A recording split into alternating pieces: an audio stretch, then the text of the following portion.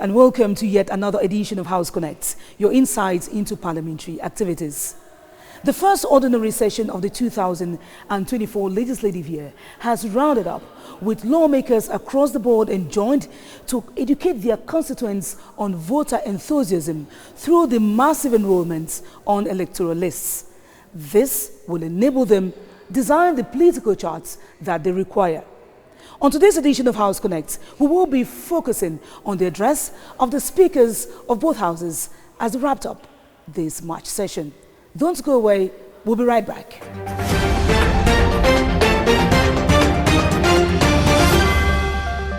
The Speaker of the National Assembly, the Right Honorable KAWEB, has been keen on fostering parliamentary relations with other countries. This was in the course of exchanges he had during an audience granted to a delegation of German parliamentarians visiting Cameroon and with the Russian ambassador to Cameroon. The Speaker's Week is up next. A long common shared history and revived by the visit of the German parliamentarians, the intention to drive their relations to an enviable state is expressed by the delegation head, Jürgen Koze, with the Right Honorable KAWEB. They are reassured that there is room to foster political ties as well as trade relations that have been relatively modest. We are very happy that we have a great visit here in your country, and we have a lot of discussion, and in future we hope that it's possible we can go to Berlin and open doors for a better friendship between Cameroon and Germany, Germany and Cameroon. Accompanied by the German ambassador to Cameroon, Corinna Fricke, the members of the Bundestag, the German Federal Parliament, just like the members of the Cameroon National Assembly, whose mandate ends in 2025, are considerate of electoral process. Meanwhile, the Russian Federation and the Republic of Cameroon visualize a strengthened collaboration to global threats, prime of which is terrorism. The Russian ambassador to Cameroon, extraordinary and plenipotentiary Giorgio Todua, receives the sympathy of the House Speaker, the Right Honorable KAWEB, on behalf of Parliament. One proceeded by that of the head of state, Paul Biya, after the recent terrorism attack in Moscow on a concert venue. Reciprocating knowledge and training through legislation is vital. It's very important for us, it's very useful for our cooperation bilateral. It's necessary to develop more our cooperation between parliamentarians. Russia has a growing footprint in Africa and in Cameroon. The visa exemptions for holders of diplomatic and service passports and the training of Cameroon's personnel by Russia are clear indications of fruitful ties between both countries.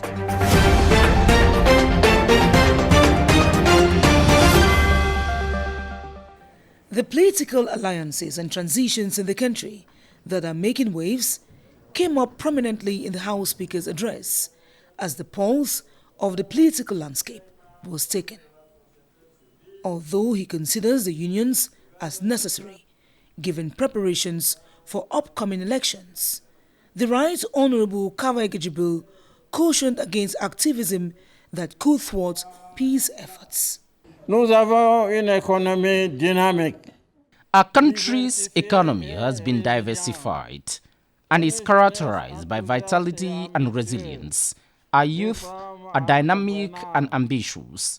Cameroonian women are enterprising, and our country's democratic culture is underpinned by freedom of expression, free movement of persons, plus an electoral process that is one of the best regulated in Africa and that engenders free and fair elections.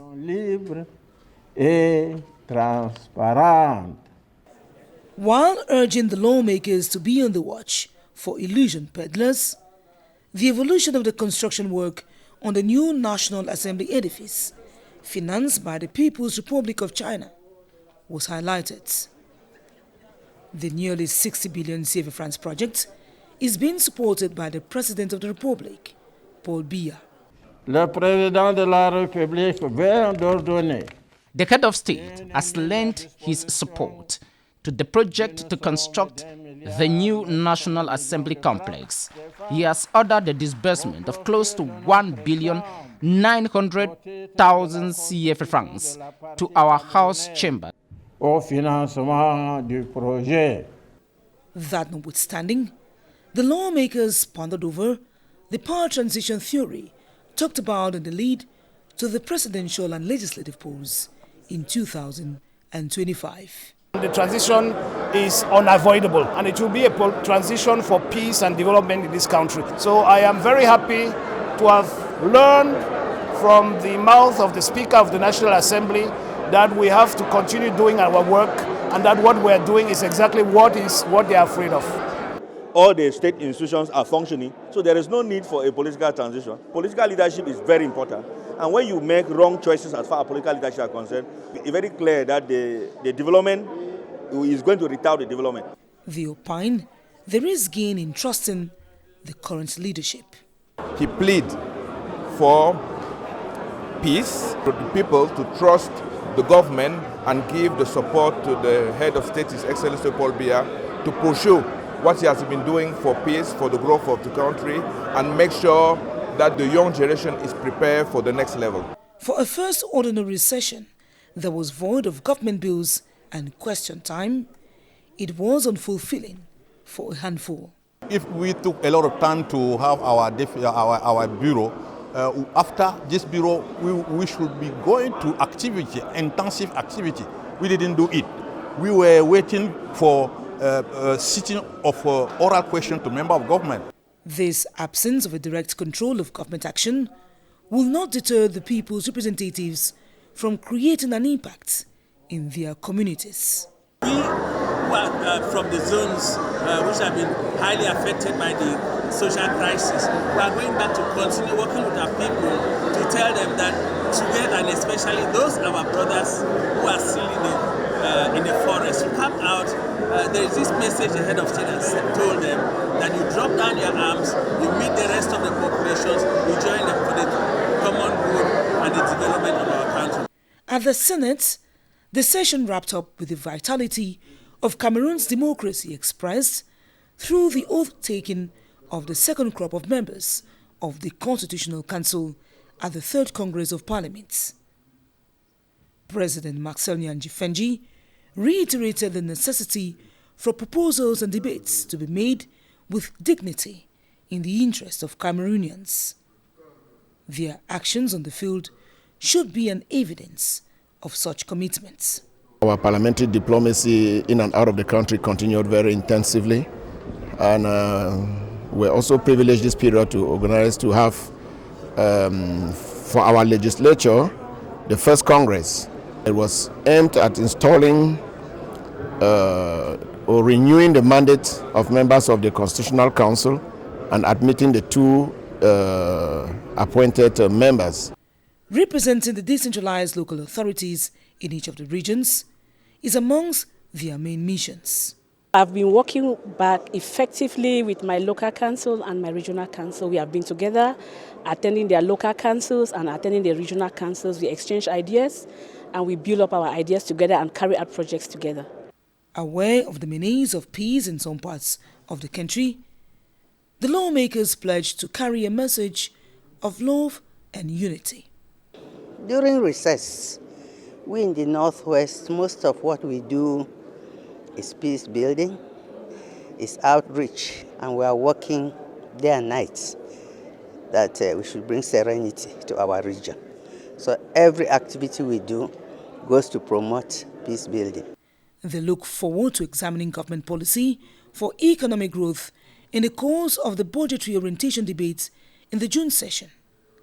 This will be preceded by the Parliamentary Assembly of La Francophonie Africa region, which Cameroon's parliament will be hosting from May 28 to 29, 2024 in Yaoundé.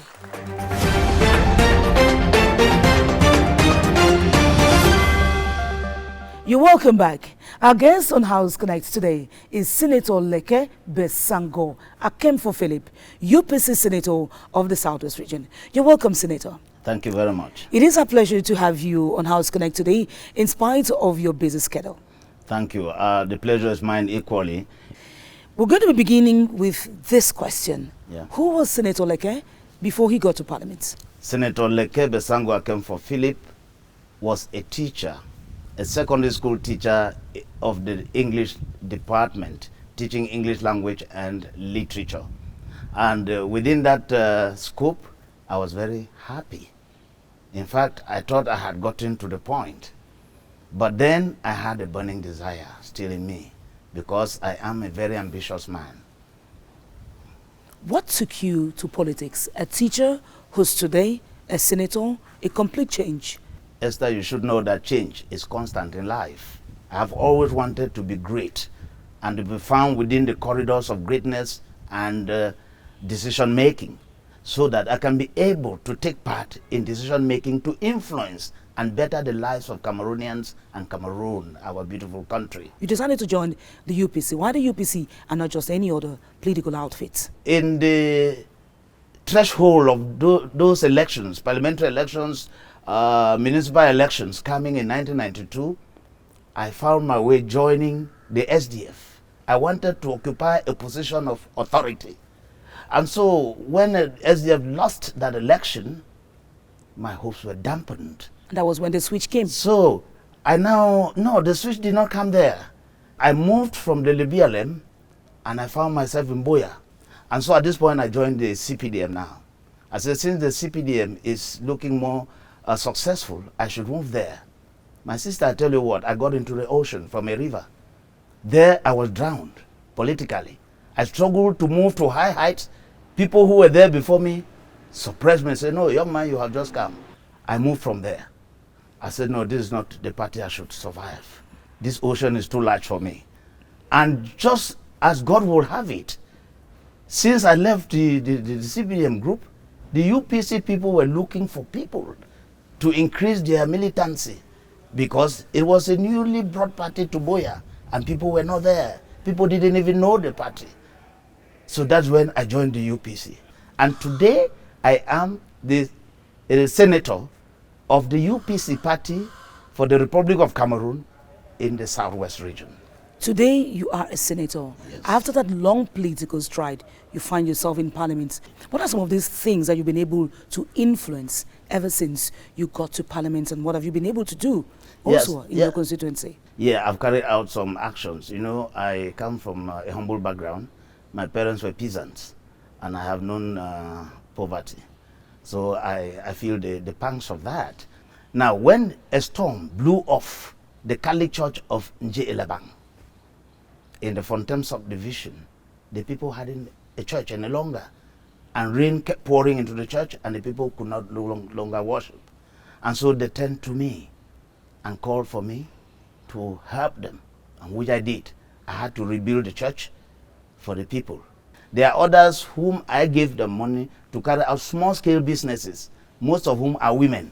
You know, when you put a business into a woman's hand, when you have to invest in a woman, you should be sure and happy that that investment will grow. And most of those women in whom I entrusted these businesses are living good life now. Have you thought of aiding the education sector, being a teacher? Very intelligent question, Esther. If you go to Tole, CBC school, Tole, I've been paying the school fees of vulnerable children there. Children whose parents cannot pay their school fees. So I went there, and sometimes I send the money to the headmistress there. Because if I did not go to school, I wouldn't have been like this. So I cannot feel comfortable seeing children not going to school while my own children go to school. So I've been doing that. You're the lone opposition senator in the Southwest region. Can we know your relationship with your other colleagues who are of the CPDM? Yes. How do you relate with them? Yeah, we are 10 of us, as the law says. Our relationship has been very cordial. You wouldn't know whether I am not a CPDM person, because we have at our head the most senior of all of us, very intelligent, very fatherly, the person of Senator for Tabetandu. So he brings us together as his children. He gives us advice and gives us political directives. Many a times we go out as one. There was one time we were in Kumba where we gave gifts to the Kumba population, passing through the mayors of the different municipalities in Kumba. There have been times we were in Limbe. We also planned going to Muyuka and Tiko, but insecurity, you know, kept disturbing us. One of the missions of senators, which you are, is to ensure the speeding up of the decentralization process, the development of resources and competencies to local collectivities which you expected to work with. This year, 100 billion CFA francs has been dedicated to the Ministry of Decentralization and Local Development. But it's interesting, since you work with these local collectivities, may we know what your appraisal of this development of resources is? Yeah, I feel happy that today we can be talking of decentralization, which is one of the best form of modern democracy, you know, because it puts the day-to-day management of local resources in the hands of the people themselves. And therefore, I am calling on all ministerial departments involved in the devolvement of these resources to the various regions to do so quickly, because the regions keep complaining that all the resources have not been devolved. And so there is a handicap here. And so the presidents of regional assemblies and regional councils keep complaining. When you ask them certain questions pertaining to some important spheres of their own competence, they tell you those resources have not been devolved. So we want to know from the ministerial departments if it is their own fault or the presidents of the regional assemblies are using them as a scapegoat. You are on your second mandate and it is on course. Tell us about some of the actions that you plan for your constituency. Yeah, one of the most important actions I plan to carry out within this year is working with my people, the Lebang people, in the construction of a road from Chang Trungundeng to Azi Palace and to Menji. That road is very important to the Lebang Fondom and the Lebang people and the entire BLM, because it disenclaves the division. And so at this point, I would like to make a fervent appeal to the Minister of Public Works, if he can come in with all his goodness to help us, the Lebang people and the BLM people, see that this road goes through. It's the senator that you are today should definitely have a word to Cameroonians who are watching you today. That will be the final word before we wrap up this interview. Fellow Cameroonians, I want to tell you sincerely, this is one of the most beautiful countries in the world, because it has all it takes. You can look at the number of foreigners who troop into our country to tell you that our country has a magnetic pool of goodies, goodness. The kind of hospitality we have here is rare to find somewhere. Let us improve on the capacity, the strength, the technical development of our country, so that our country will shine. Our country will become an El Dorado. Our country will become that country we actually earmark. We have an image for it in our minds. Do not forget, one can never have two countries, just like nobody can have two mothers. This is Cameroon, our beautiful country. Thank you very much, Thank you. Senator Leke Besango Akemfo Philip, for being a guest on House Connect. Thank you very much. Thank you for being with us. Okay.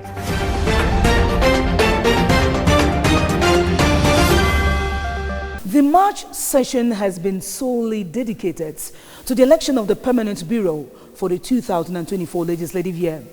All the incumbents were re-elected into their positions, beginning with the House Speaker, the Right Honorable KAWEB and the President of the Senate, Marcel Njifenje.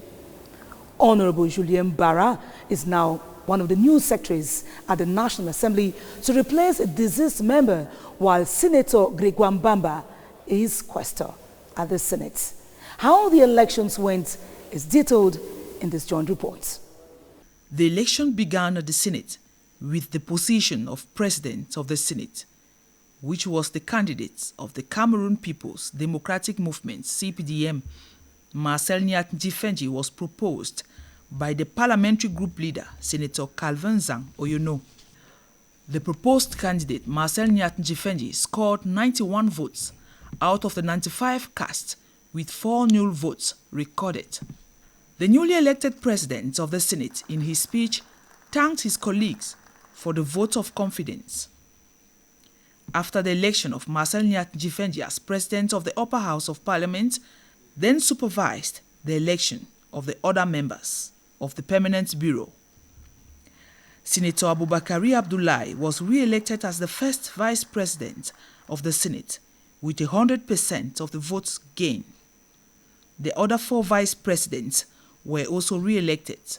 I'm very, very satisfied that he's made his choice, a choice who are supposed to be, that have been given an assignment to carry on with the day-to-day job of the Senate. 2 quaestors plus 8 secretaries were also re-elected during the plenary sitting in a single list proposed. I feel honored and elated. Once you earn confidence, a lot is expected of you, and I don't think I'll want to let down His Excellency President Paul Biya, who has renewed confidence in me.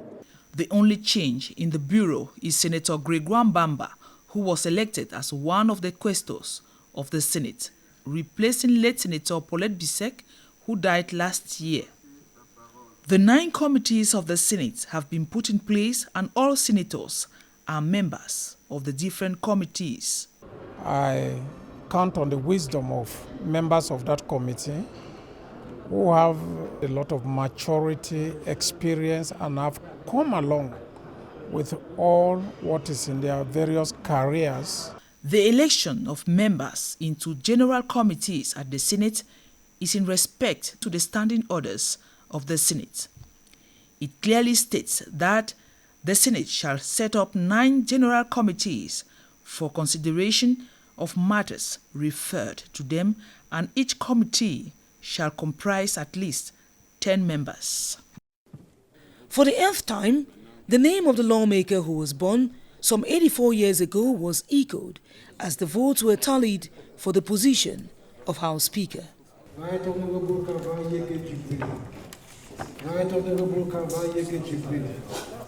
Since 1992, he has been on the job, and this time around, out of the 156 votes cast, he grabbed 143. Cheered to the rostrum by the House for the victory and encouraged by the eldest member of the institution, Honorable Laurentine Kwafege, who chaired the election in conformity with the standing orders, the Right Honorable KAWEB took command. In his acceptance speech, he reiterated his allegiance to the CPDM National President, His Excellency Paul Biya, and engaged to work with the authors of the 13 null votes recorded. For the position of Senior Deputy Speaker, the CPDM Chief Whip, Honorable Roger Melingi, presented the candidacy of Honorable Hilarion Etong. Elected through a uninominal ballot, he gained an absolute majority of the votes cast, 141 out of 155, to occupy a post he holds since 2002. On the single list of 5 deputy speakers, 4 quaestors and 12 secretaries, apart from Honorable Julien Barra, who joins as secretary, the group was re-elected. It wasn't easy, and I want to use this medium to show gratitude, first of all, to my party, the CPDM party, and to my colleagues who gave me that renewed confidence. This permanent bureau of the National Assembly will be the last for the 10th legislative period if the parliamentary poll takes place by February 2025.